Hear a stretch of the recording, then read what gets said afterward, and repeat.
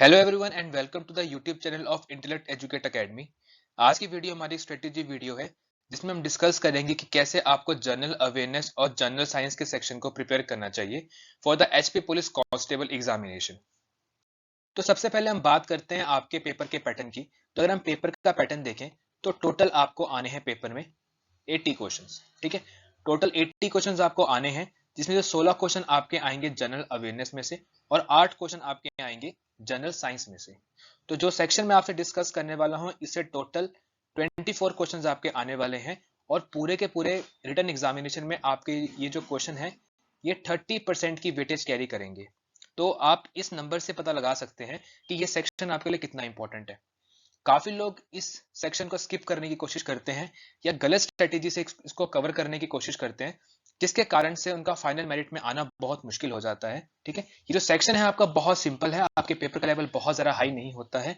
Even आपका notification में ही mentioned है कि जो क्वेश्चन आपके जनरल अवेयरनेस और जनरल साइंस में से आएंगे वो आपके +2 लेवल के होंगे। ठीक है, तो +2 लेवल कोई बहुत ज्यादा लेवल तो है नहीं है, तो आप इसको बहुत इजीली टैकल कर सकते हो।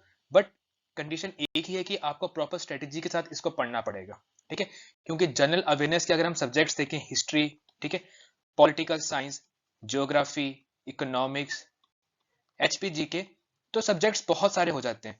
ऊपर से आपका साइंस में भी फिजिक्स, केमिस्ट्री एंड बायोलॉजी, तो बहुत सारे आपके सब्जेक्ट्स वगैरह हो जाते हैं। तो आपको लगता होगा कि पता नहीं इतना सारा सिलेबस है, हम पढ़ें तो पढ़े क्या, पता नहीं किस में से क्या क्वेश्चन आएगा। ठीक है, तो इसके लिए सबसे बेस्ट स्ट्रेटेजी रहती है कि अगर आप प्रीवियस ईयर क्वेश्चंस का पैटर्न देख लो। तो इस वीडियो में हमने आपके सब्जेक्ट वाइज टॉपिक्स जो है उसको अरेंज कर रखा है और हम आपको बताएंगे कि किन टॉपिक्स के ऊपर आपको ज्यादा फोकस करना है, क्योंकि इन्हीं क्वेश्चंस की हिस्ट्री भी आपके पास्ट पेपर्स में रही है। तो हिस्ट्री में किस टॉपिक से क्वेश्चन आ रखे हैं, पॉलिटिकल साइंस में कैसे क्वेश्चन आ रखे हैं, तो वो क्वेश्चंस मैं आपसे डिस्कस करूंगा और उसी अकॉर्डिंगली आपको इसके लिए प्रिपेयर भी करना चाहिए। और यहाँ तक कि जनरल साइंस के भी कुछ टॉपिक्स हैं जिनके ऊपर बार बार क्वेश्चन आ रहे हैं, तो वो टॉपिक्स भी मैं आपसे डिस्कस करूंगा। ठीक है, लेट अस स्टार्ट नाउ। अगर हम बात करें हिस्ट्री के सिलेबस की, तो आपको पता ही है कि जो हिस्ट्री आपके 3 पार्ट्स में पढ़ी जाती है, ancient, medieval and modern. Syllabus तो बहुत सारा बनता है आपका एंशिएंट, मिडिएवल और मॉडर्न का, लेकिन आपके क्वेश्चन सिर्फ 4 से 5 आने हैं, क्योंकि जनरल अवेयरनेस का मेंशन है आपका 16 क्वेश्चन आने हैं। तो हिस्ट्री में 4 या 5 से ऊपर क्वेश्चन आपके बनते भी नहीं है। तो ये आपके लिए एक थोड़ा चैलेंज हो जाता है कि आपने टॉपिक्स कौन कौन से पढ़ने हैं। ठीक है, तो प्रीवियस पेपर को एनालाइज करके जो क्वेश्चंस आपके आ रखे हैं वो टॉपिक्स मैं आपको लिखवाऊंगा for ancient, medieval and modern. ठीक है, सबसे सारा क्वेश्चन जो आपको एंशिएंट हिस्ट्री में से देखने को मिले हैं वो आपको देखने को मिले हैं फ्रॉम वैदिक पीरियड। वैदिक पीरियड वो पीरियड है जब आपके वेद लिखे गए थे। ठीक है, ऋग्वेद, यजुर्वेद, सामवेद, अथर्ववेद, आपने इनके बारे में हल्का हल्का पढ़ा भी होगा कभी। तो जिस पीरियड में आपके वेद लिखे गए थे, जिस पीरियड में आपके उपनिषद लिखे गए थे, तो उस पीरियड के बारे में बहुत सारे क्वेश्चंस आपके आते हैं। तो ये टॉपिक तो आपको पढ़ना ही है। इसके अलावा आपका मध्य भारत में एक बहुत बड़ा एम्पायर हुआ करता था, या बहुत बड़ा एक रीजन हुआ करता था, मगध, जिसके ऊपर बहुत सारे परिवारों ने रूल किया। ठीक है, हरियंकाज आए, ठीक है, शिशुनागाज आए, नंदाज आए, मौर्यंस आए। ठीक है, तो इनके जो राजा थे, इनके राजा की कोई अचीवमेंट वगैरह थी, तो उनके ऊपर आपके क्वेश्चंस वगैरह आ रखे हैं। तो मगध एम्पायर जो है वो आपने पढ़ना है। इसके अलावा आपका एक गुप्ता एम्पायर बना था बहुत बड़ा। ठीक है, तो अपने गुप्ता एम्पायर के बारे में भी पढ़ना है, इनके राजाज और इनकी पॉलिसीज के बारे में क्वेश्चन आ रखे हैं। गुप्ता एम्पायर के एक बहुत फेमस राजा आपके हुआ करते थे, चंद्रगुप्त टू, जिनको राजा विक्रमादित्य भी कहा जाता है। तो उनके दरबार में आपके 9 रत्न हुआ करते थे। उन 9 रत्नों के ऊपर भी कुछ क्वेश्चंस आपको देखने को मिले हैं। ठीक है, अगर हम बात करें मिडिएवल हिस्ट्री की, तो मिडिएवल हिस्ट्री से भी कोई बहुत ज्यादा आपको नहीं पढ़ना है। अगर मैं आपको समराइज करने की कोशिश करूं तो 3 टॉपिक अगर आप पढ़ोगे तो आप बहुत इजीली मिडिएवल हिस्ट्री को भी कवर कर सकते हो। ठीक है, एक टॉपिक है आपका दिल्ली सल्तनत। ठीक है, दिल्ली सल्तनत।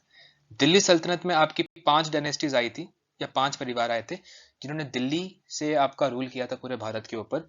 ठीक है, तो आपने उन 5 डायनेस्टीज के बारे में पढ़ना है। ठीक है, इन डायनेस्टी से खत्म होने के बाद आपके मुगल्स आए थे, तो आपने मुगल्स के बारे में पढ़ना है। ठीक है, इसके अलावा आपका एक भक्ति और सूफी मूवमेंट हुआ था, आपको इनके संतों के बारे में पढ़ना है। ठीक है, भक्ति एंड सूफी मूवमेंट के जो आपके सेंट्स वगैरह हैं, संत हैं, आपने इनके बारे में पढ़ना है कि इनकी फिलोसफी वगैरह क्या थी। तो अगर आप ये 3 टॉपिक करते हो मिडिएवल हिस्ट्री के, तो आपके जो मिडिएवल हिस्ट्री बहुत ही अच्छे अमाउंट में आपका कवर हो जाएगा। ठीक है, अगर हम बात करते हैं मॉडर्न हिस्ट्री की, तो मॉडर्न हिस्ट्री में भी मैं आपको दो टॉपिक मेन बताऊंगा, ठीक है। जैसे पहला टॉपिक जो है आपका, वो है आपका सोशल रिफॉर्म्स,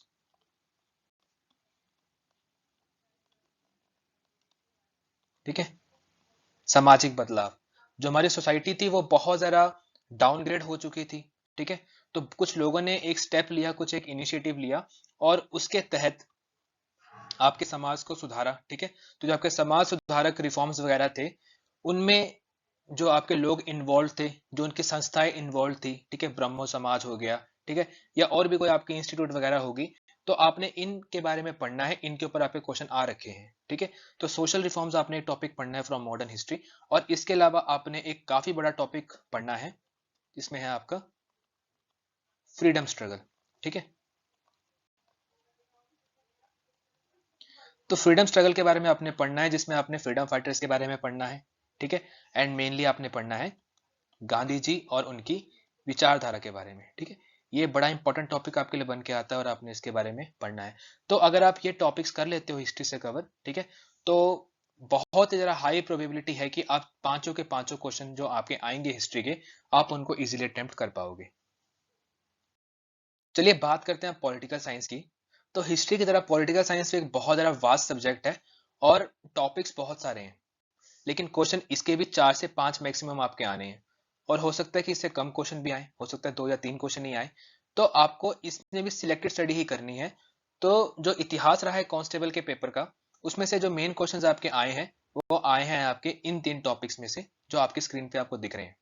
पहला है आपका इंपॉर्टेंट आर्टिकल्स, ठीक है, आपके संविधान के बेसिक अनुच्छेद, ठीक है, जो आपके इंपॉर्टेंट अनुच्छेद हैं, उनके ऊपर क्वेश्चन आ रखे हैं। उसके अलावा आपका संसद के ऊपर क्वेश्चन आ रखे हैं, और वो लोग जो आपका संसद का पार्ट बनाते हैं, ठीक है, जैसे आपका राज्यसभा, लोकसभा, ठीक है, इनमें कितनी कितनी स्ट्रेंथ होती है, क्या काम लोकसभा करती है, क्या काम आपका राज्यसभा करती है, ठीक है, इनके एमपीज की इलेक्शन कैसे होती है, इनके एमपीज की पावर क्या होती है, ठीक है, और आपके प्रेसिडेंट और आपके प्राइम मिनिस्टर के ऊपर भी कुछ आपके क्वेश्चंस आ रखे हैं। तो ये टॉपिक आपको करना है। इसके अलावा आपको विधानसभा के बारे में पढ़ना है, यानी कि आपको स्टेट लेजिस्लेचर के बारे में पढ़ना है, जिसमें आपको पढ़ना पड़ेगा एमएलएस के बारे में, ठीक है। कभी कभी क्वेश्चन पूछ लेते हैं कि हिमाचल में कितने एमएलएज हैं, किस डिस्ट्रिक्ट में कितने एमएलएज हैं, तो ऐसे क्वेश्चंस आपको देखने को मिलते हैं इस पेपर में। तो इस लेवल की स्टडी आपको करनी पड़ेगी, ठीक है। आपको मैं फिर से बता रहा हूँ, ये टॉपिक है एक्चुअल में बहुत वास्ट, लेकिन कांस्टेबल के पेपर के लिए आपको बस बेसिक स्टडी करनी है इनके बारे में। और अगर आप इन 3 टॉपिक के ऊपर फोकस करते हो, तो पॉलिटिकल साइंस के क्वेश्चन भी आप बहुत इजीली अटेम्प्ट कर पाओगे। चलिए अब बात करते हैं हम ज्योग्राफी के बारे में। तो जो सबसे ज्यादा क्वेश्चन आपको ज्योग्राफी में देखने को मिलते हैं, वो आपको देखने को मिलते हैं मैप बेस्ड, और ये बड़े बेसिक से क्वेश्चन आपके होते हैं, ठीक है।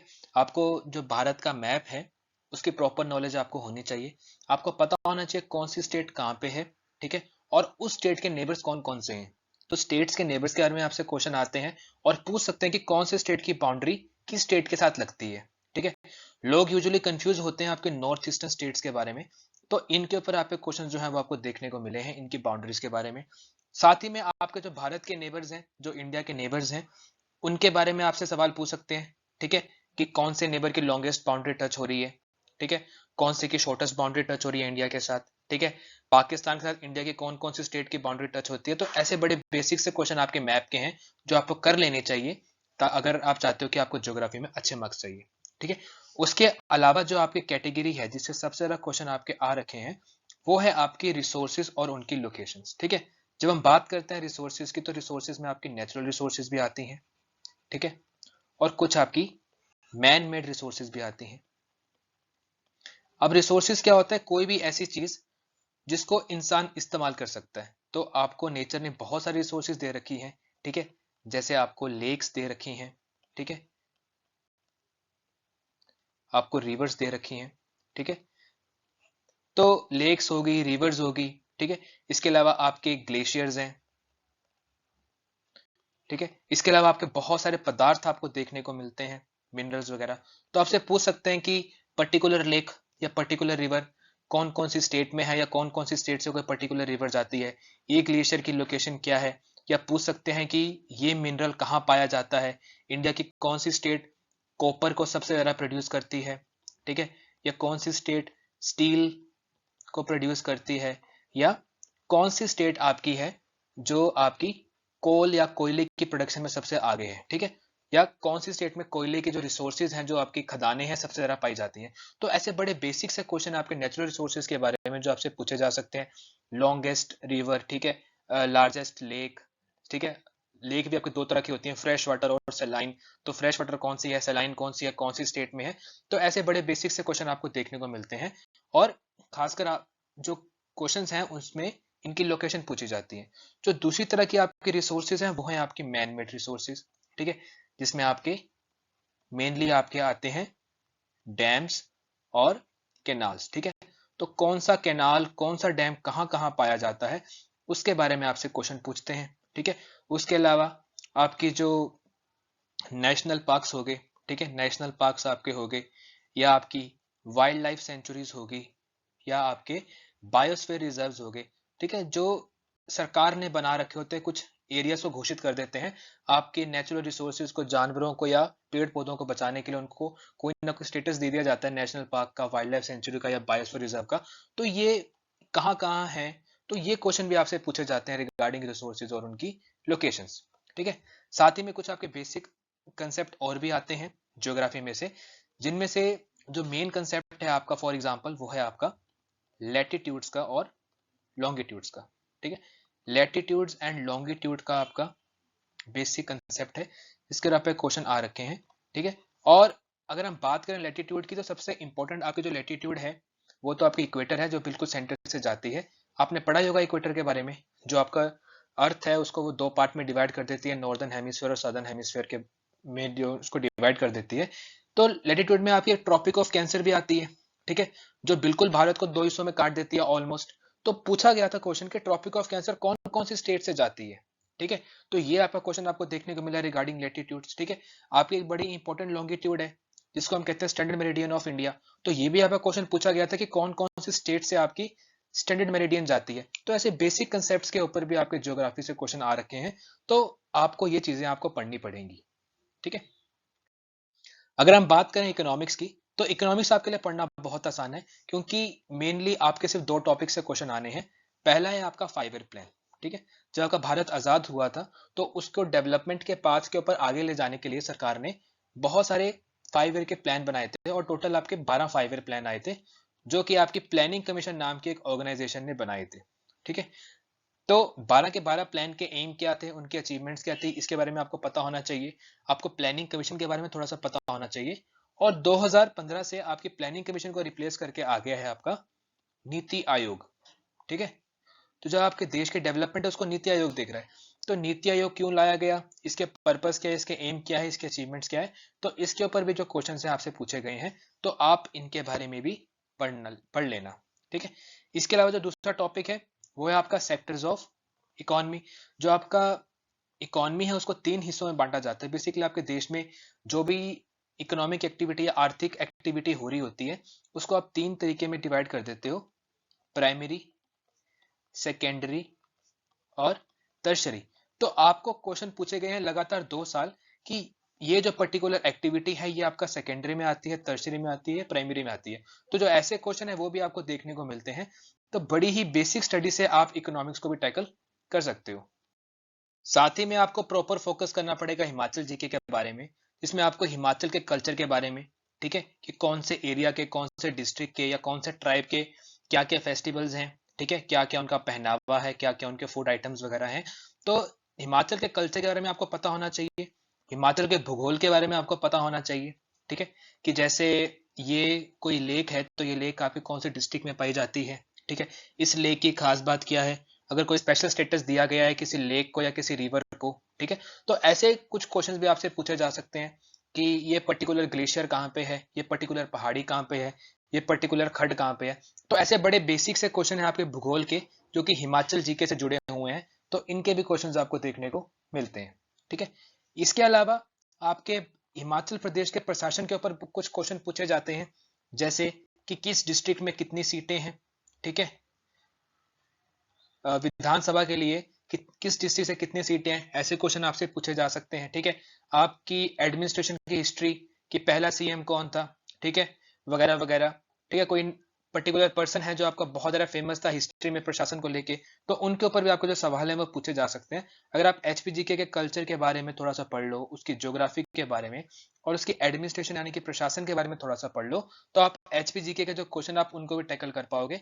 और सबसे ज्यादा क्वेश्चन जो आपको देखने को मिलते हैं आउट ऑफ 16 वो आपको एचपीजीके से ही देखने को मिलते हैं, ठीक है, क्योंकि जो आपका पेपर हो रहा है वो एचपी कांस्टेबल का हो रहा है, तो स्टेट भी इंश्योर करते हैं कि एचपीजीके की नॉलेज आपको तो होनी ही चाहिए, ठीक है।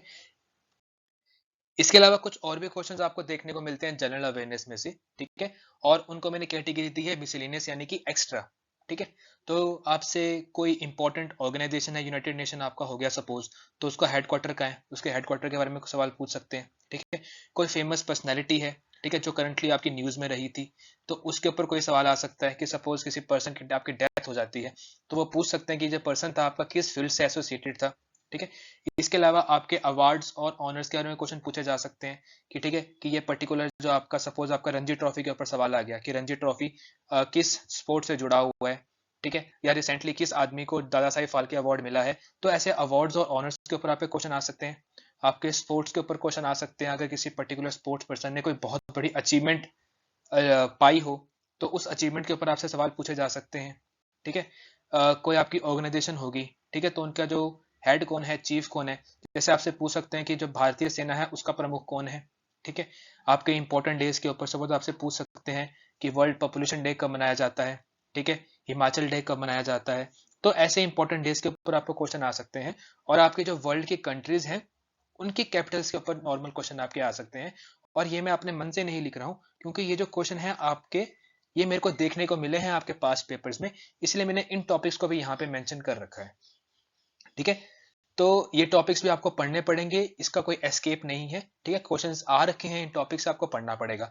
लेकिन अच्छी बात यह है कि ये जो टॉपिक्स आपके आते हैं इनमें से मैक्सिमम क्वेश्चन आपके करंट अफेयर से जुड़े होते हैं, ठीक है, जो आपका दीन दुनिया में आजकल चलता होता है उसी के ऊपर आपके क्वेश्चन आते हैं, ठीक है। ऐसा नहीं है कि मतलब उठा के कुछ भी दे देंगे, आपको थोड़ा बहुत स्टैटिक तो पढ़ना ही पड़ेगा, लेकिन अगर आप करंट कर लोगे तो आपके ये जो टॉपिक्स वगैरह ये बहुत ज़्यादा इजीली आपके कवर हो जाएंगे, ठीक है। तो ये टॉपिक्स थे जो आपको जनरल अवेयरनेस में पढ़ने थे।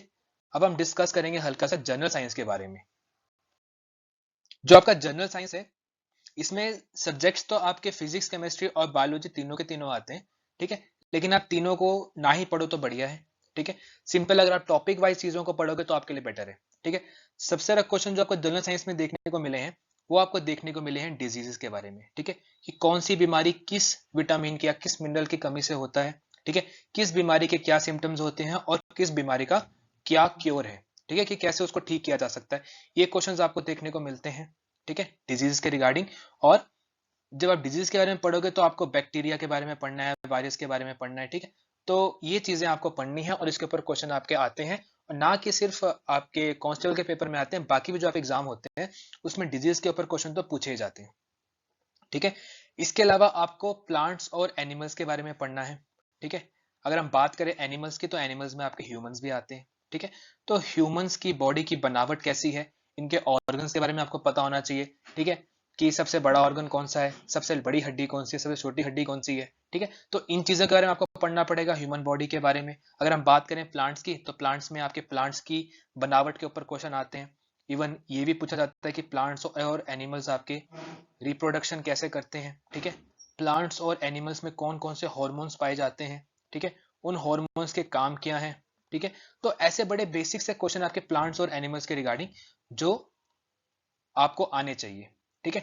इसके अलावा पूछ सकते हैं कि ये इंस्ट्रूमेंट क्या मेजर करता है, आपके कोई पर्टिकुलर इंस्ट्रूमेंट हो सकता है, बैरोमीटर हो सकता है, हाइग्रोमीटर हो सकता है, तो आपसे पूछ सकते हैं कि ये वाला इंस्ट्रूमेंट क्या क्या मेजर करता है और इसके क्या क्या इस्तेमाल है, किस व्यक्ति ने इस इंस्ट्रूमेंट को बनाया, तो ऐसे सवाल भी आपको देखने को मिल सकते हैं।